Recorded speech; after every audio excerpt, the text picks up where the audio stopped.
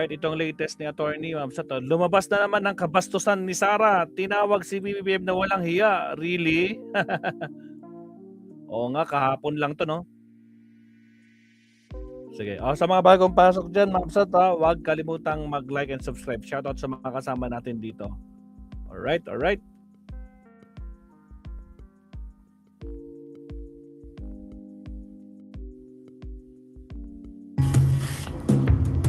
Wala nang maraming paligoy-ligoy pa.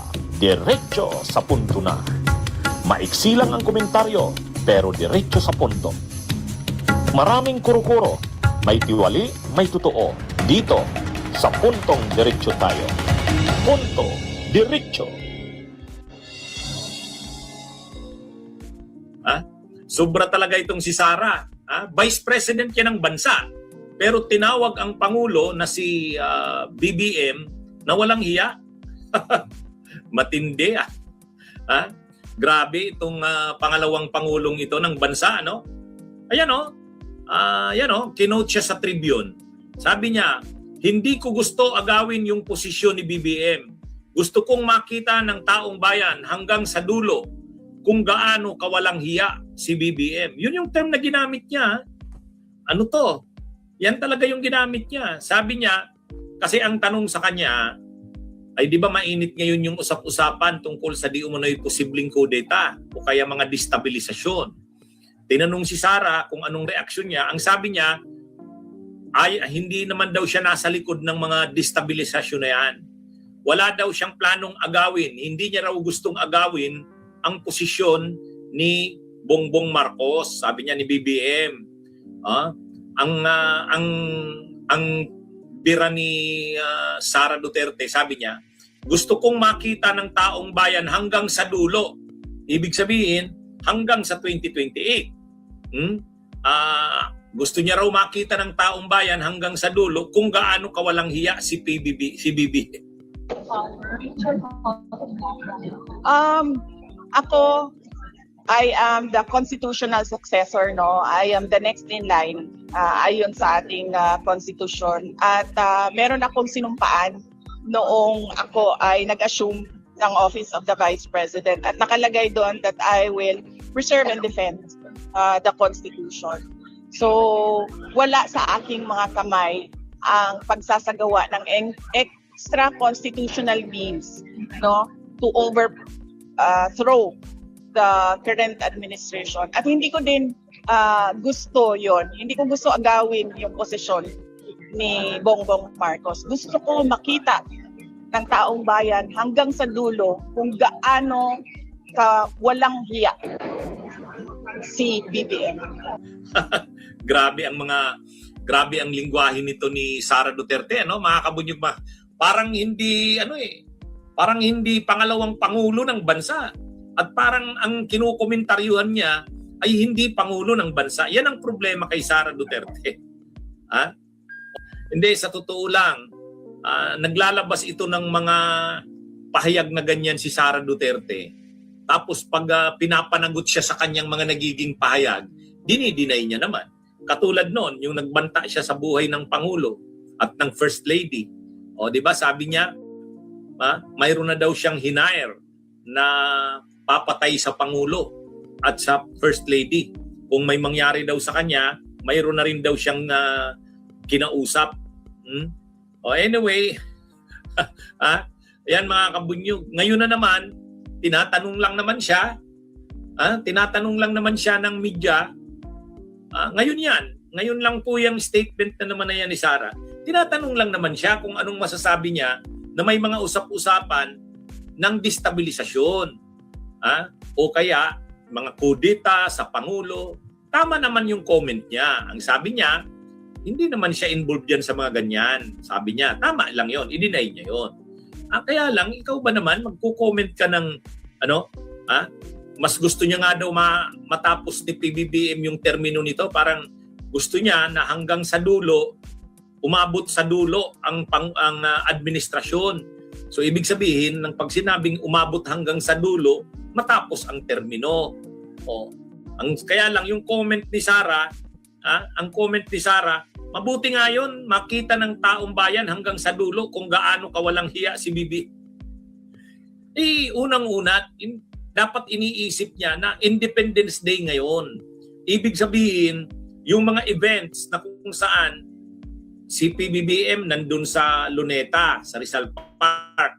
Si Sara, ang alam ko, nasa Rizal Park din ng Davao City. O siyempre may mga nagko-cover ng media niyan. May national media. Ang national media may nagko-cover ng Senate, may nagko-cover ng Malacanang, may nagko-cover din yan sa Vice President. So ngayon, dapat iniisip niya na ang kanyang mga statements na binibitiwan ay magiging laman ng mga national news at posible pa international news. O ngayon, sasabihin mong ganun na gusto mong makita ng taong bayan hanggang sa dulo kung gaano kawalang hiya si BBM. Walang hiya yung ginamit mong term. Ano ba yun? Tama ba yun sa isang vice president na ganun yung term mong gagamitin? Di ba mga kabunyog, mga kababayan? Yan yung ano dito, yan yung problema kaysa. Tapos, kapag inano mo siya, kapag sinita mo siya o kaya kinasuhan mo siya sa mga statements niya, dinideny niya. Hindi naman daw siya nagsabi ng gano'n. Good. Hindi naman daw gano'n ang sinabi niya. Sus naman. Napakasimple naman na paano mo masasabing hindi ganyan yung sinabi. Yan na nga oh. Kinote ko lang naman yung yung sinabi niya. Ang pinapatungkulan niya diyan ng walang hiya si BBM kasi sabi niya mabuti nga yung matapos yung termino ni BBM hanggang sa dulo para makita ng taong bayan. Shout out Dukha. Kung gaano kawalang hiya si BB.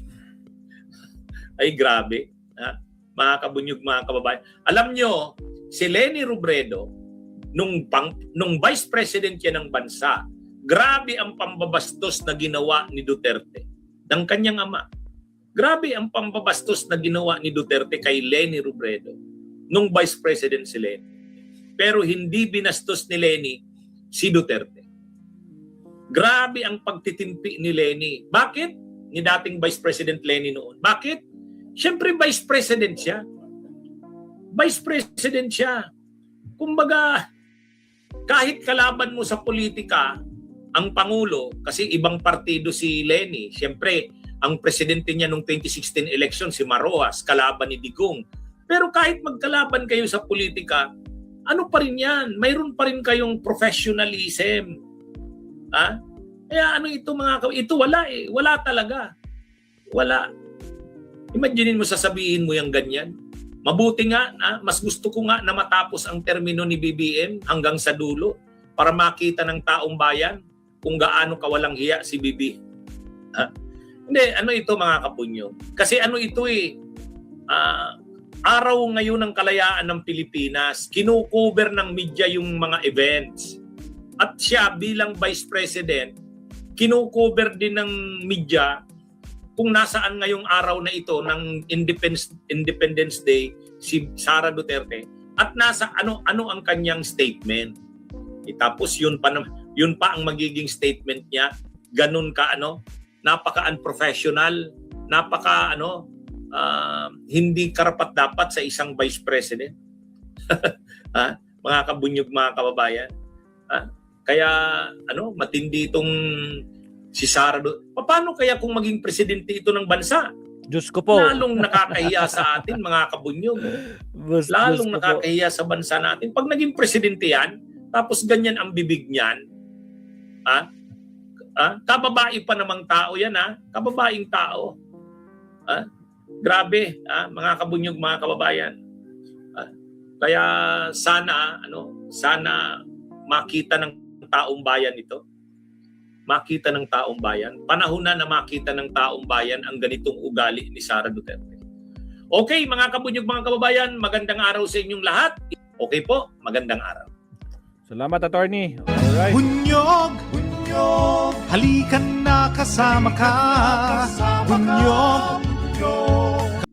Kahit balik ta rin talaga natin, attorney, lalabas talaga ugal. Pag nag-meltdown na sila, nagwawala na talaga. Ay, Diyos ko po. O siya, pag-usapan na natin si Sara. Last topic tayo, pag-usapan natin si Sara. Yung pinagyayabang niyang bubble bath, pag-usapan natin to. Okay, countdown muna tayo. Here we go.